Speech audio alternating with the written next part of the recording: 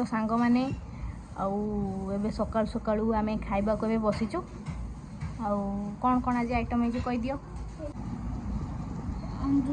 बिलाती अम्बुल चटनी बैगन चटनी आउ आचार खटा खाइबू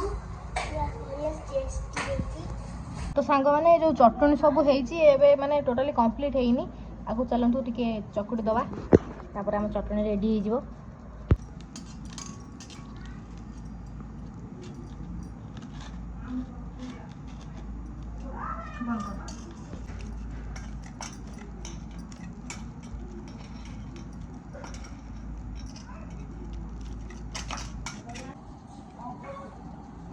तो सब रेडी हो जाइए।